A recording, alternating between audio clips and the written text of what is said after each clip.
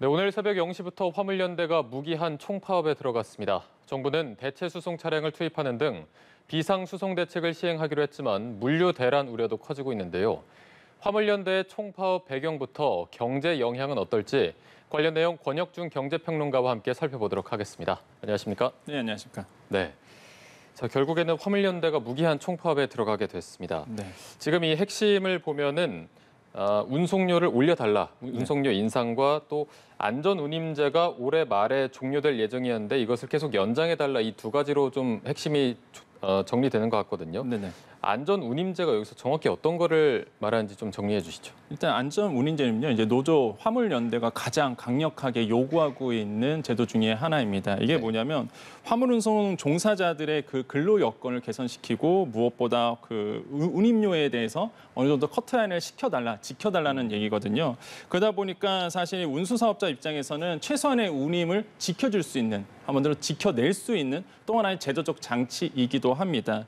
이게 2020년 1월 1일부터 이제 시행이 돼서 3년 일몰입니다. 그러니까 올해 12월에 이제 종료가 되는 것이죠. 네. 그래서 사실 화물 운송자 입장에서는 만약에 기름값이 뛰게 되면은 고스란히 만약에 이게 일몰이 되면은 내가 낼 수밖에 없어요. 왜 그러냐면 이게 안전 운임표를 봤더니 안전 운송 원가 더하기 적정 이윤을 더해서 이 안전 운임제 가격이 나오게 됩니다. 한마디로 뭐 근로자 입장에 보면 먼저 최소한으로 받을 수 있는 뭐 월급 이렇게 이제는 인식이 될 수밖에 없거든요. 그러면 예를 들어 보겠습니다. 지금 기름값 굉장히 뛰고 있잖아요. 네네. 경유값이 계속 뛰고 있는 상황에서 만약에 이게 일몰이 된다? 이번 연도 12월에 끝난다? 그럼 화물차주 입장에서는 그 오른 만큼 고스란히 내 돈을 낼 수밖에 없는 상황입니다. 왜냐하면 이게 아까도 말씀드렸죠. 안전 운임에 원가를 포함하도록 돼 있거든요. 아무리 기름값이 올라도 이게 만약에 안전 운임제가 존재한다 그러면 내가 내 돈을 내서 기름값 높아진 만큼 낼 필요가 없는 거죠. 어차피 운임제가 있어서 화물차주들이 아니면은 다른 곳에서 이제 정부가 세금을 통해서 내든 아니면은 이제는 운수사업자들이 통합해서 내든 이렇게 되다 보니까 사실 화물차주 입장에서는 꼭 지켜내야 될 아마 제도지 않을까. 그러다 보니까 지금 이게 일몰이 되니 일몰시키지 말아라. 더 연장해달라, 확대해달라고 이제 요구를 하고 있는 상황이고요. 그래서 화물차주 입장에서는 생계가 달려있다. 이런 얘기를 지금 하고 있습니다. 네, 어떻게 보면 최소한의 생계 안정을 좀 지켜달라 이런 입장인 것 같습니다. 맞습니다. 지금 또 전 세계적으로 공급난이 굉장히 심화되고 있는 상황이고 지금 배송 차질 같은 경우에도 물류 대란에 대한 우려가 계속해서 나오고 있습니다. 네. 지금 편의점 같은 경우에서는 소주 대란이 벌써 일어났다 이런 우려도 나오고 있거든요. 사실 소주 대란은 화물연대 파업 오늘부터 들어갔었는데 그 전부터 사실 지자체별로 그러니까 지역별로 좀 일어났던 그 파업이었습니다. 그러니까 소주 운임에 대해서 물동량에 대해서 담당하고 있는 한 회사 그 노조원들이 운임료를 한 30% 이상 올려달라 이렇게 요구를 하면서 사실 파업에 먼저 들어갔었고요.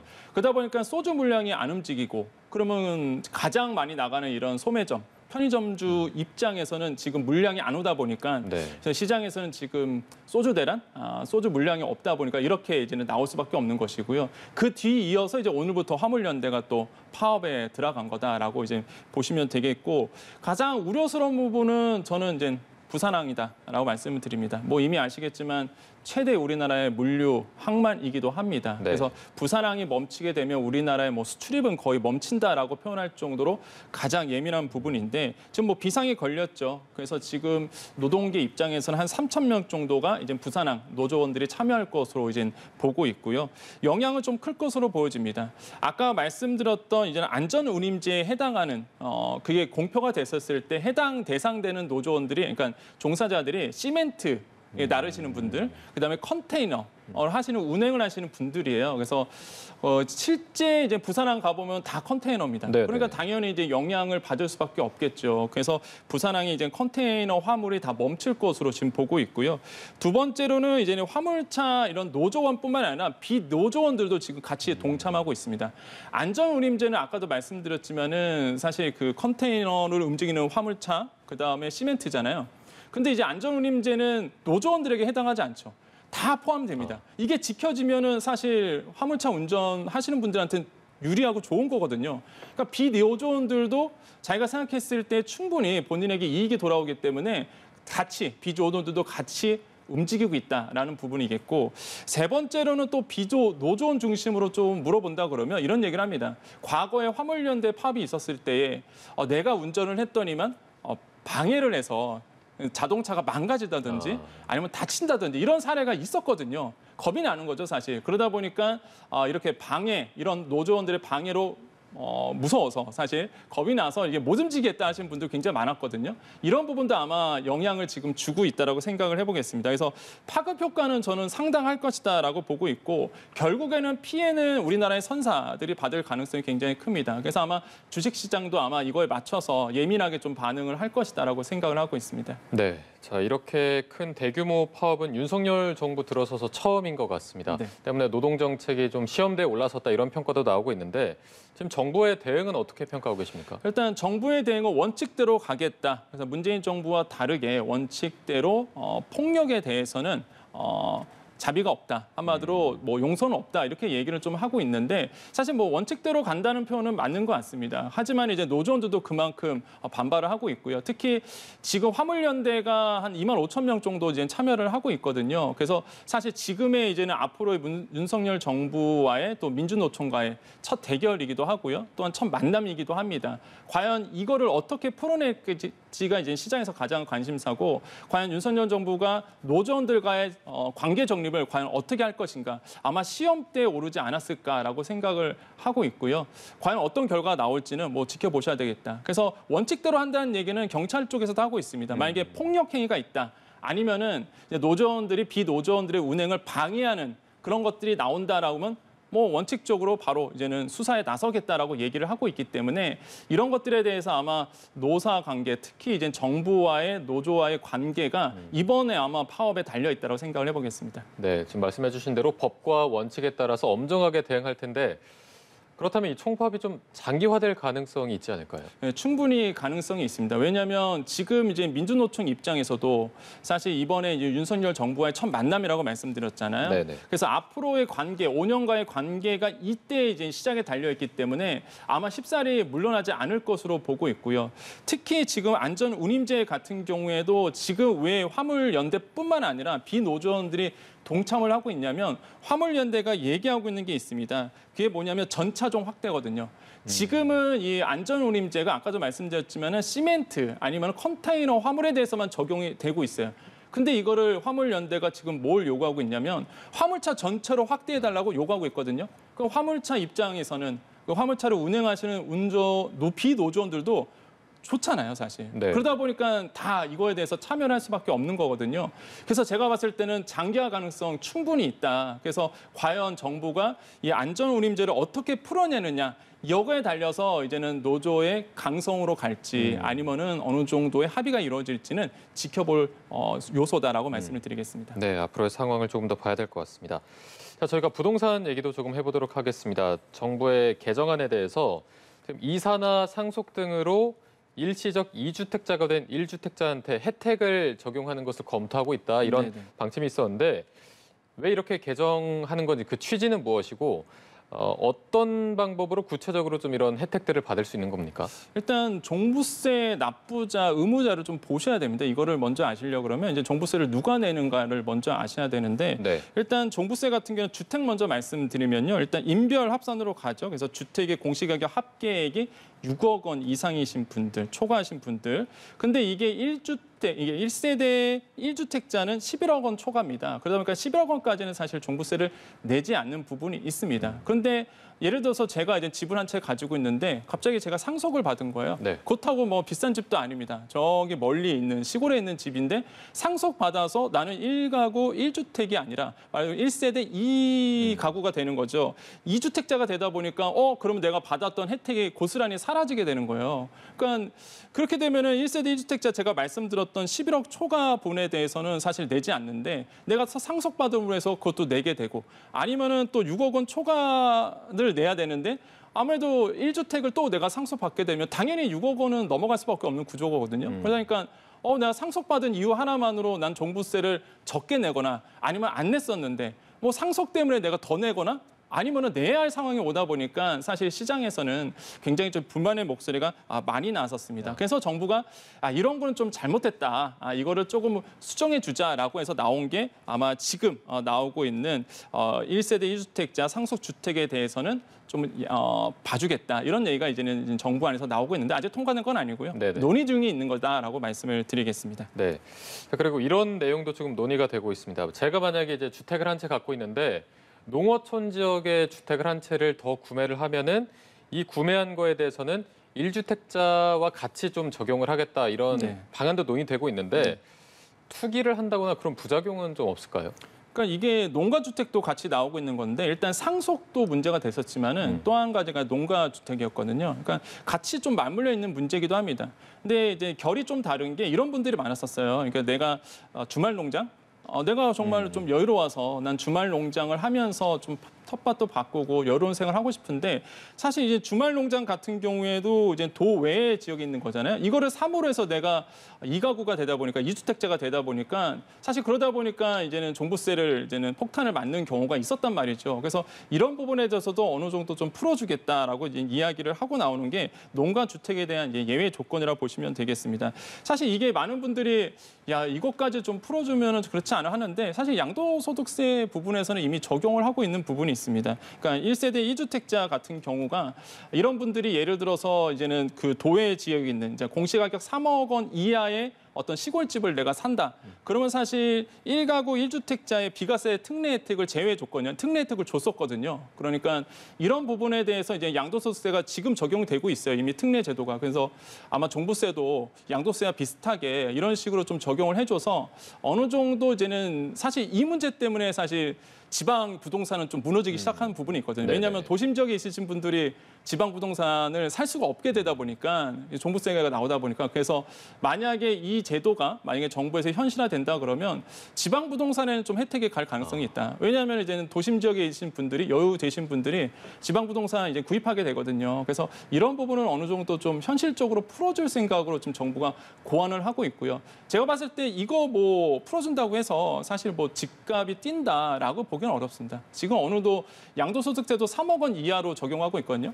그러니까 지금 이제 종부세는 과연 얼마짜리를 보느냐가 지금 아직 논의가 안 된 상태예요. 그래서 얼마를 저가 기준으로 볼 거냐, 요 기준이 분명히 이번에 나올 텐데 만약에 양도소득세처럼 3억 원 이하로 만약에 사면은 비과세 특례 저택을 주는 것처럼 종부세 2가구 주택으로 보지 않겠다라고 그런다 그러면 3억 원 이하면은 사실 말 그대로 지방부동산이 크게 오른다든지 투기가 있는다 그렇게 보지는 않는다라고 생각을 해봅니다. 네, 어쨌든 이런 개정안들이 추진이 된다고 해도 집값이 크게 오르진 않을 것이다라고 네네. 전망해 주셨는데 이게 부동산 시장에서도 어떻게 받아들일지도 궁금하거든요. 이런 개정안들이 논의되는 것 자체가 어떤 좀 시그널을 줄 수 있는 거 아니냐 이런 분석도 있어서 좀 어떻게 반응을 할까요? 근데 이미 시그널은 나왔죠. 정부가 이제는 양도세 중과를 이제 그러니까 일률적으로 다는 아니지만 1년 동안 이제 폐지하기로 한 부분 유예해 주는 것도 이제 사실 시장에서 이미 나와 있고 지금도 적용되고 있고 그러다 보니까 이미 정부가 이제 규제 완화에 대해서는 어느 정도 시그널을 내빈 상태입니다. 근데 지금 집값이 뛰고 있나요? 그렇지는 않잖아요. 네네. 역시나 부동산에는 사실 금리만큼 영향을 많이 주는 건 없습니다. 금리 상태가 계속 고금리로 가다 보니까 사실 살 수 있는 분들이 많지 않게 되고요. 그러다 보니까 지금 규제를 완화해 준다 그래서 부동산 가격이 뛸 거다라고 보지는 않고 오히려 금리 때문에 저금리 상태에서 많이 뛰어드신 분 많았거든요. 금리가 높아지는 마당에 쉽사리 집값이 오를 수는 없다. 그렇기 때문에 사실 이런 고금리 상태에서 집을 사시는 분이 많이 없기 때문에 이렇게 정부가 규제 완화에 대해서 어느 정도 나와도 크게 영향은 주지 않을 것 같다라고 좀 말씀을 드리겠습니다. 네, 알겠습니다. 저희가 다음 주제도 좀 얘기를 해보도록 하겠습니다. 올해 들어서 가계대출이 소폭 조금 줄었습니다. 그런데 우리나라가 주요 36개국 가운데서 이 가계부채가 가장 많은 것으로 지금 조사가 됐거든요. 네. 특히나 이 가계부채가 그 각 국가의 경제 규모를 웃도는 모습이 우리나라가 유일한 것으로 나타나고 있는데 지금 이 상황을 저희가 어떻게 봐야 되겠습니까? 일단은 지금 이제 보고서 하나 나왔습니다. 그게 뭐냐면 국제금융협회에서 세계 부채 보고서를 하나가 냈는데 금방 말씀하신 것처럼 이제 GDP 대비 그러니까 국내 총생산 대비해서 부채 비율을 조사해봤더니 한국이 104.3% 이렇게 나와서 가장 가장 높네요. 높았거든요. 네. 가장 높았거든요. 그러니까 말 그대로 뭐 생산보다 이제 빚내는 게 더 많다는 얘기입니다. 그러다 보니까 지금 심각한 가계부채의 문제를 우리가 안고 있다는 것을 다시 한번 통계로서 이제 확인이 됐는데 뒤에 본다 그러면 뭐 레바논, 홍콩, 태국, 영국 이렇게 들어갔거든요. 그래서 이런 순서대로 가고 있는데 우리나라가 가장 높다는 거 이게 좀 우려스러울 만하다라고 말씀을 드리겠습니다.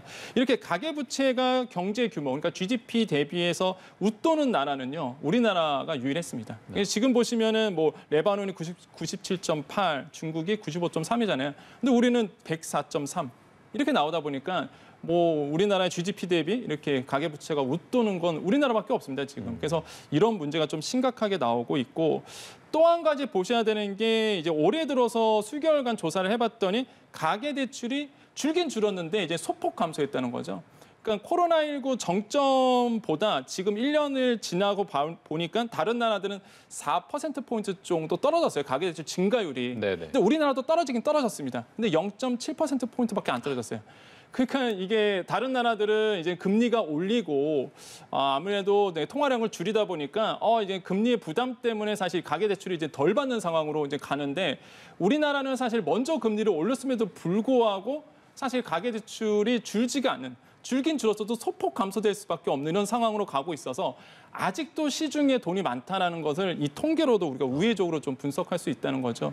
실제 지금 금통위에서 그런 목소리가 한번 나왔었습니다. 금통위 한 위원이 아직도 우리나라의 시중의 유동성이 너무나 많다라는 얘기를 했거든요. 그래서 아마 지금 시장에서도 그것을 감안을 해서 지금 움직이고 있는 모습도 이제 나오고 있는데, 자 이런 부분에서 이제 가계부채가 심각하다라는 것도 알 수 있겠고, 뭐 가계부채만 있나요? 부채라는 게 기업부채도 있잖아요. 네네. 기업부채를 봤더니 세계에서 2위였습니다. 기업부채도. 그러니까 뭐 이것도 증가 속도나 아니면은 뭐 비율도 세계 2위를 기록할 정도로 기업 부채도 사실 좀 심각하다라고 좀 말씀을 드리겠고, 사실 지금 본다 그러면 우리나라가 이제 비금융기업, 그러니까 금융기업을 제외하고 우리나라의 기업의 부채가 1분기 현재 116.8% 이렇게 나왔거든요. 사실 이런 것만 봐도 굉장히 높다라는 것을 우리가 알 수 있겠고, 정부 부분도 있습니다. 근데 정부 부분은 뭐 예전부터 계속적으로 시장에서 정부 부분은 뭐 추경할 때 항상 나오는 얘기잖아요.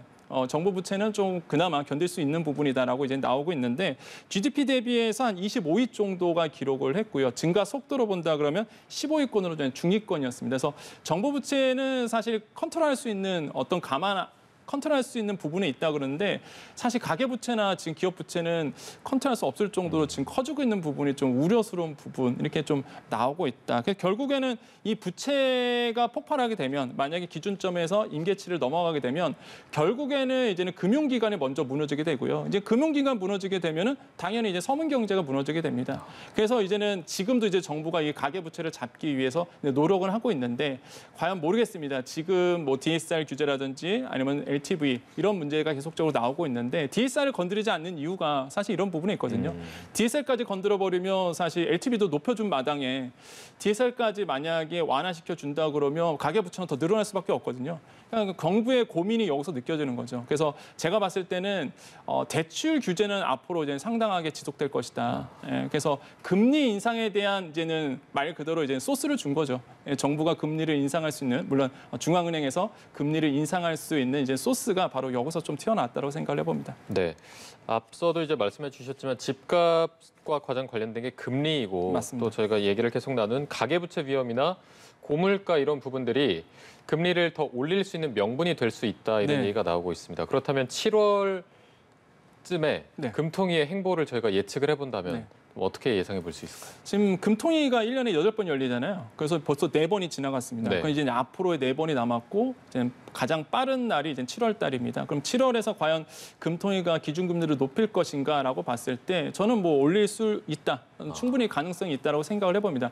왜 그러냐면 지금도 이제 나오고 있죠. 대출의 이제 폭탄 부분, 그 다음에 무엇보다 물가가 너무 심상치가 않아서 5월 소비자 물가가 5.4%, 사실 계속 높아지다가 5%대 올랐거든요. 그러니까 물가 상승이 이렇게 지속되는 한은 뭐 말 그대로 뭐 금통위에서 기준금리를 높일 수밖에 없는 상황으로 갈 수밖에 없습니다. 그러니까 물가의 효력은요, 다 금리거든요. 금리 높이면 되는 거거든요. 그러다 보니까 사실 기준금리는 계속적으로 높아질 가능성. 그래서 7월 달에 금통에서 높이겠느냐? 제가 봤을 땐 가능성이 굉장히 높다. 시장에서는요, 빅스텝 얘기도 나옵니다. 그러니까 0.5%포인트 정도 올릴 수도 있다.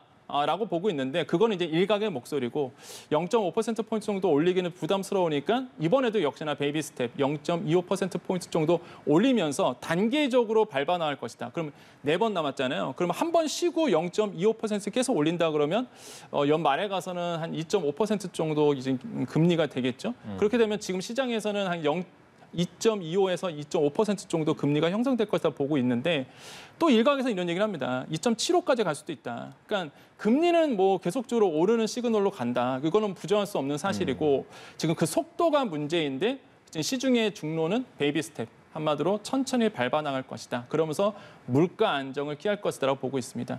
정부가 이미 밝혔어요. 지금 성장이냐 물가냐 선택하라 그런다 그러면 물가다. 지금 가장 중요한 거는 물가라고 표현할 정도로 지금 정부는 선택을 한 상태이기 때문에 기준금리는 계속적으로 올라갈 것이다라고 보고 있습니다. 네, 알겠습니다. 저희가 오늘 말씀은 여기까지 들어보도록 하겠습니다. 지금까지 권혁준 경제평론가와 함께했습니다. 오늘 고맙습니다. 네, 감사합니다.